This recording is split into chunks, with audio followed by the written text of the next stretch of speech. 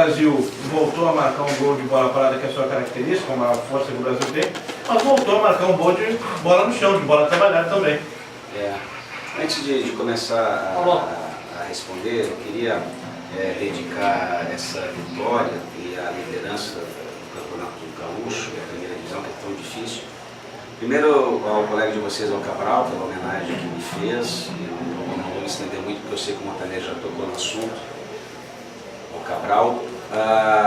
Ao seu Samir Cury, pela passagem dos 80 anos, se não me engano, na sexta-feira. E ao torcedor. Eu acho que nós começamos a ganhar esse clássico, e aí já respondendo a tua pergunta, no momento que nós empatamos com o Cruzeiro em casa e o torcedor entendeu a dedicação, entendeu quanto forte era o adversário, tanto é que agora o Cruzeiro foi a Caxias do Campo, me parece, de 2-0 do Juventude. Né? Naquele momento que o torcedor, que hoje já faz uma leitura correta das dificuldades que é o Campeonato Gaúcho, entendeu que também foi um ponto conquistado, tanto eu, como os atletas, como o torcedor, nós gostaríamos de ganhar 3 pontos. Né? Mas diante das dificuldades que é o campeonato, a gente comemorou. E esse ponto hoje nos traz na liderança. Claro que são 3 partidas, tal, terceira rodada, tem muita coisa, mas é importante a gente estar nesse momento na frente. E vencer, né? Nós estamos tendo sucesso aí já nos anos anteriores e nesse contra o São Paulo. E eles sempre valorizam demais. Eu gostei muito do São Paulo, o São Paulo está mais forte que o ano passado. Vi o time bem certinho, já tinha assistido a vitória contra a Avenida, né? E eu gosto, torço pelo São Paulo, que é o time da região, apesar dessa rivalidade, mas é um time com torcida, é um time de expressão.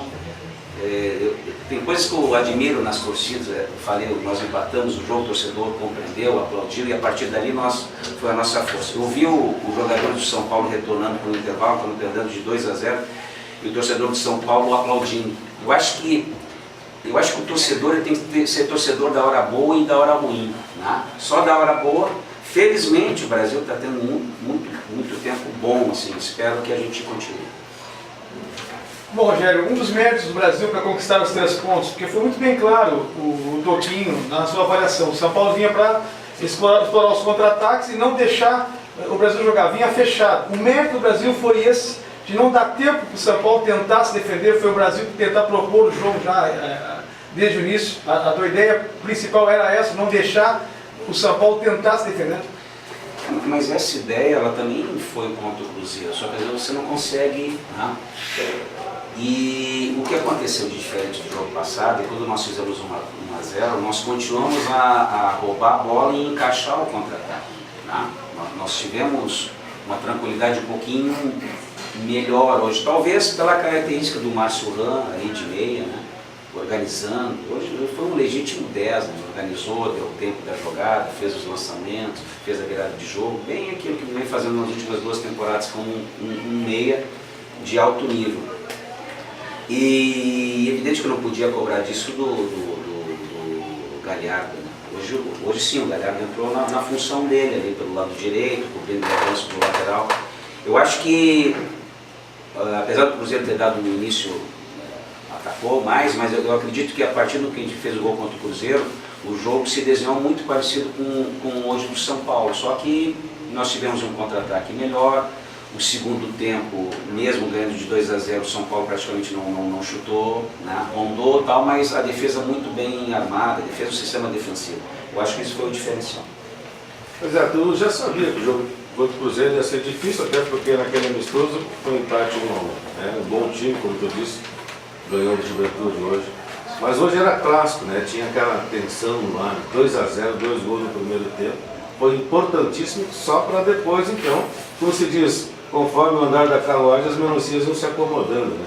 Eu acredito que sim, o nosso time é um time que ele tem uma marcação muito forte. A partir do momento que ele adquire uma vantagem, é muito difícil, né, virar. Então, quando nós fizemos o segundo gol, né, diga-se de passagem lá no sacrifício, o Cirilo já estava sentindo um pouco ali, né, mas tem aquela garra, aquela coisa que é imprescindível. Né? Então, nós fizemos um jogo muito parecido em termos de dedicação do jogo anterior, né? tanto é que o torcedor entendeu, compreendeu, aplaudiu. E talvez um jogo tecnicamente um pouco superior ao jogo passado, né? E é evidente que a vantagem de 2 gols ela é muito importante também a participação do Felipe, jogou muito bem, fez gol. Eu acho que as coisas vão se caminhando. Por isso que às vezes você empata um jogo, você tem que ter um pouquinho de tranquilidade, né? Mas isso foi a tranquilidade da torcida. Até pelas perguntas que vocês fizeram depois do jogo, nós empatamos um jogo em casa, as perguntas que vocês fizeram depois do jogo não foi daquela assim, está tudo errado, o que aconteceu, jogou mal. Vocês também fizeram a leitura que é um campeonato difícil. Agora o Veranópolis jogou 2 partidas em casa, perdeu as 2, o Juventude jogou 2 partidas em casa, perdeu as 2. Quando a gente fala, não é, pô, vamos enrolar todo mundo, porque o campeonato é muito difícil, passou 3 rodadas. Eu acho que só 2 equipes conseguiram 2 vitórias. Bom, Rogério, primeiro eu quero te dizer que é um prazer retornar à sala de imprensa, poder participar da entrevista coletiva e te dizer o seguinte: eu não entendi que recados tu passava para o Eduardo Martini no momento em que tu gesticulavas. A leitura que eu fiz foi que tu pedias a ele que jogasse na reposição de bola pelos flancos, porque pelo meio estava fechado. E numa dessas, o Alex Amado passa por 2 jogadores, bate no rebote e sai o gol do Felipe Garcia. Era mais por aí mesmo o caminho do jogo, Rogério? Primeiro, também é um prazer para mim você retornar até esse contato diário aí, pessoal. Claro, eu pedi várias coisas para o Martini, né? Uma das coisas foi essa, e já volto a falar sobre isso, mas uma outra coisa que eu pedi para ele é que o Ender estava com o jogador do São Paulo de costa, o nosso gol, sem oferecer perigo. O Ender estava querendo roubar logo a bola e fazia falta, e isso se transformava numa bola. Então tentava passar pro Martini, que estava mais próximo de mim, avisar o Ender para evitar a falta sem necessidade. E a outra coisa foi exatamente isso. Primeiro porque o Nena, até pelo desgaste que ele tem, ele estava um pouco cansado. E essa bola direta para ele, os zagueiros estavam levando vantagem. Então eu pedi justamente isso que tu observou, para tocar a bola para o lado, que se mesmo que o zagueiro do adversário, o lateral, ganhasse a bola, normalmente ele ganha a bola, mas joga a bola para o lateral, e tu ganha a posse de bola mais à frente. Então foi exatamente isso que tu observou. Primeiro tempo o senhor fez a troca do Brock pelo Cirilo. Certo. O Brock não comprometeu, prova que o Brasil tem um grande grupo. Eu acredito que sim. Olha só, quem era o nosso banco hoje? Era o Anderson, que todos vocês conhecem, jogou a final de uma competição. O Brock, o Nunes, o Galhardo, o Diogo Oliveira, o Márcio Jonathan e o Gustavo Paca. São jogadores que podem jogar em qualquer equipe do interior como titulares. Não. E se vocês lembrarem, nós colocamos uns amistosos do Brock de zagueiro, né? Justamente para quando precisasse, porque infelizmente eu vou fazer uma crítica à federação. Qualquer campeonato, acho que até os de várzea hoje, você pode colocar os 11 jogadores no campo e mais 12 no banco, mais 12. Claro que normalmente os clubes do interior não vão usar tudo isso, mas, por exemplo, nós concentramos sempre 20 atletas e só pode colocar 7 no banco. Eu sempre tenho que cortar 2 jogadores. Todas as competições hoje, esse número de 23 atletas à disposição. Aí alguns clubes do interior, não, mas nós vamos ter que aumentar o nosso banco de reserva, sabe, é puxar para baixo. Sabe, uma coisa assim, você entra na competição, sabe? Então eu poderia estar com o Ricardo Schneider à disposição, poderia estar com o Éder e tive que cortar, e isso vai acontecer. Então eu perco qualidade, né? Embora os jogadores que estão no banco, no caso do Brock, respondendo a tua pergunta, ele entrou muito seguro. Rogério, o Brasil volta à arena, fora numa outra situação, mas, e também o Grêmio em outra situação. Eu queria que tu falasse dessa partida de 2 equipes que disputam a liderança, mas tu vai ter um adversário que passa por um momento de reformulação. Não, nós estamos retornando para a arena de novo num bom momento, né? Quando a gente foi jogar na arena era uma semifinal de campeonato gaúcho, né? tomara que a gente consiga chegar numa fase dessa. E agora nós estamos retornando à arena como líder, a gente tem que valorizar. Eu sei que são só 3 rodadas, mas, enfim, a gente teve competência de fazer 7 pontos contra nenhuma equipe fez. Né? Eu vejo o Grêmio, o Inter, o momento assim não ideal deles é sempre muito superior a qualquer clube do interior. Né? O Inter colocou um time praticamente reserva, tem as suas dificuldades, mas vai lá e ganha do Novo Hamburgo. O Grêmio estava tendo dificuldade ali, aí botou o Moreno, não sei se foi o Everton, botou, a gente estava concentrado, não assistiu o jogo, mas pelos comentários ali. Então é infinitamente superior às condições de trabalho e tal. Né? É um grande jogo. Eu acho que o Brasil, a partir do momento que subiu para a primeira divisão, é para ter esse tipo de jogo. Eu acho que isso faz bem ao nosso torcedor. Tenho certeza que o torcedor vai preencher todos os espaços lá destinados na arena, ver o seu clube jogando num grande estádio contra um grande clube. Acho que é legal.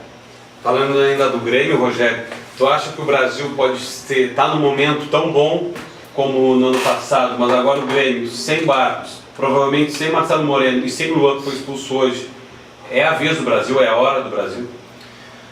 Eu não tenho essa preocupação, porque na verdade você conseguir superar Grêmio Internacional é um fator muito difícil, muito difícil. São 2 mundos completamente diferentes. Isso não quer dizer que a gente não vai lutar pela vitória, mas são mundos completamente diferentes. Né? Se nós tivéssemos que fazer um crime, um crime que eu digo no sentido assim de superar, que seja no momento até mais adiante. Né? Ainda é uma fase classificatória, nós vamos lutar para pontuar, porque isso é extremamente importante para a gente tentar primeiro se manter na primeira divisão, depois tentar se classificar entre os outros e assim por diante. Né? Mas se tiver que fazer uma grande jornada, talvez teria que ser até mais adiante. Por quê? Porque por mais dificuldade que o Grêmio Internacional possam passar agora no início, vocês têm que entender que o Grêmio Internacional sempre começa a pré-temporada bem depois. Enquanto Grêmio e Inter estão jogando o Campeonato Brasileiro, nós estamos fazendo a pré-temporada. A gente faz 6, 7 amistosos, eles fazem 1 e tal. Então vocês podem ter absoluta certeza que a nossa competição não é contra o Grêmio, contra o Internacional, embora a gente fique contente de estar na frente deles, mas passado várias rodadas vocês vão ver Grêmio Internacional muito bem classificado. Espero que o Brasil esteja junto. Rogério, a gente, em relação ao jogo do Cruzeiro, viu hoje o Brasil conseguiu trocar mais espaço no meio campo, segurando mais a bola no ataque, falou que foi difícil contra o Cruzeiro. A figura do Márcio, que destacou hoje, que foi o organizador, o legítimo camisa 10, auxiliou nessa melhora hoje? Auxiliou, né? Porque ele está desempenhando essa função, né, há bastante tempo. Então, quando o Rafael pega a bola, ele sabe onde é que está o Márcio, quando o Washington pega a bola, sabe? Porque no momento que tu rouba a bola, normalmente naquele setor que você roubou está o adversário tentando atacar. Então imediatamente você tem que sair daquela zona de pressão. Se a gente rouba a bola e consegue sair da zona de pressão, tu puxa um contra-ataque. E o Márcio foi esse elemento. Então nós temos o Márcio como um jogador que a gente tem um contra-ataque colocando a bola no pé dele. E o outro contra-ataque que a gente tem é o lançamento no Felipe Garcia. Né? Então hoje a gente conseguiu alternar essas 2 situações. Rogério, em relação ainda à competição, né, tu falaste já no Grêmio, no próximo adversário, e até a própria liderança do Brasil, como é que tu analisa a competição nessas 3 primeiras rodadas, onde a Serra, que sempre foi forte no Campeonato Gaúcho, com os 3 times, o Caxias, o Juventude e o Veranópolis lá na zona de baixo. Como é que tu está avaliando isso aí?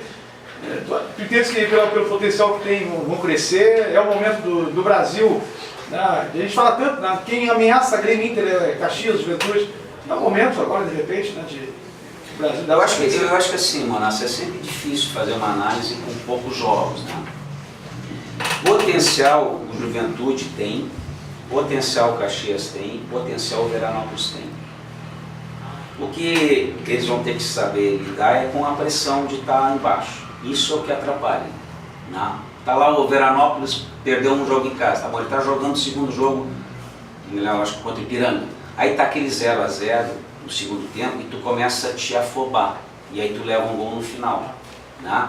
Isso podia acontecer conosco. Qual era a estratégia do São Paulo? Segurar o resultado, enervar o torcedor, e o nosso jogador começar a sair do lugar, daqui a pouco você perde o jogo, né?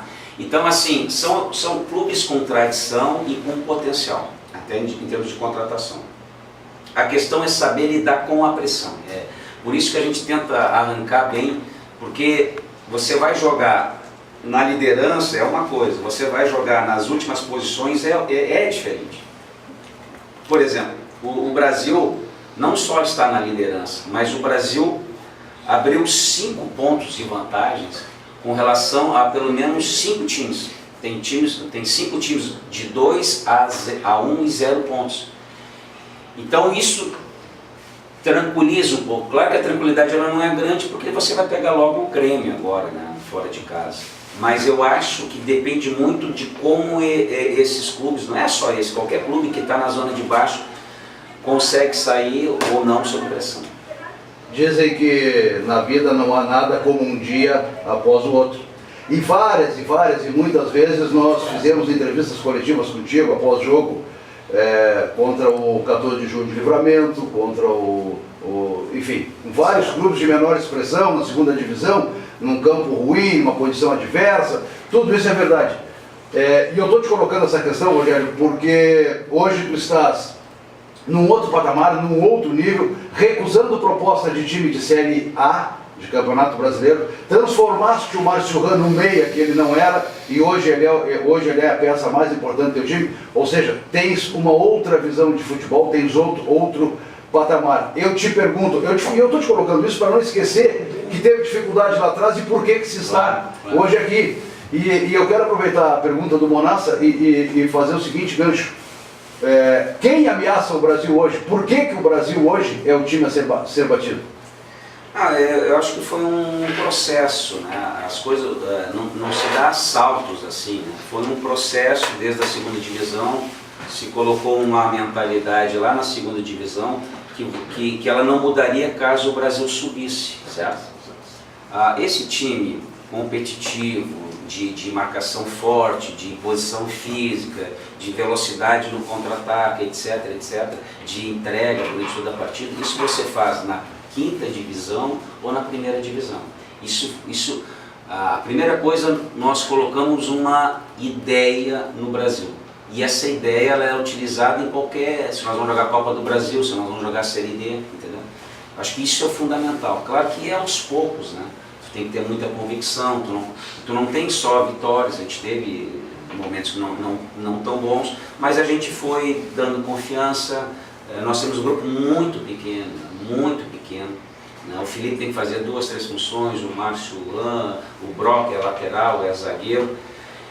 Então é um processo lento, mas progressivo, e que nós estamos conseguindo, mas sempre também com humildade, né? Nós estamos hoje na liderança, mas o jogador amanhã ele vai treinar muito, ele sabe que o time está bem, mas respeita todos os adversários. Então eu te diria que o próximo adversário, se fosse o Avenida, se fosse como é o Grêmio, o próximo adversário sempre requer a maior atenção. A gente estudou muito o Cruzeiro, por isso que a gente sabia da dificuldade, a gente estudou muito o São Paulo, a gente tem uma dedicação para todos os times. A gente isola qualquer jogo e imagina que aquilo ali é o único jogo da nossa vida, do nosso campeonato, uma final de Copa do Mundo, e tem uma entrega total como a gente está tendo. Tá bem. Falou em tudo. O Grêmio mandou um cara para gravar o jogo. O técnico pediu um cara para gravar o jogo. Isso, como é que tu passa, querendo ou não, a gente sabe que o Grêmio está com uma preocupação com o Brasil. Isso demonstra uma preocupação com o Brasil assim, mesmo que nós não estivéssemos bem, eu estranharia se não viesse ninguém do Grêmio. O Grêmio é um clube grande, tem 4, 5 pessoas, tem os vídeos gravados. Felizmente também, como todos os jogos do Grêmio são televisionados, a gente Também somente tem para sócios. um Ingresso conhecimento. por sócio. Eu acho que o Grêmio não fez só isso, o Grêmio fez isso, colocou antes do jogo do Avenida, Então, a partir de amanhã, tenho certeza que ingresso para o Brasil. a Avenida de São Paulo tinha um cara do Grêmio, a Avenida estava em último, né? Então não é uma questão de rotina, de trabalho do clube e da grandeza do Grêmio. Rogério, a gente sabe que tu és um estudioso do futebol e as pessoas nos perguntam, e a resposta é a mesma. Quando me perguntam, eu digo, eu não sei, né, o que acontece com o Rogério Zimmermann, e eu realmente, de fato, não sei. Em algum momento do teu dia, tu anda de bicicleta, tu vai ao supermercado, tu faz outra coisa, Rogério, que não pensar em futebol? Quantas horas tu trabalhas por dia, pensando, analisando, vendo jogos, trabalhando, pensando no teu time? Como é que é o teu dia a dia como um cidadão, Rogério Zimmermann? Não, a gente tem pouco tempo, assim, realmente, porque mas isso não é só comigo, isso é com o Montanelli, com toda a minha comissão técnica, com o presidente.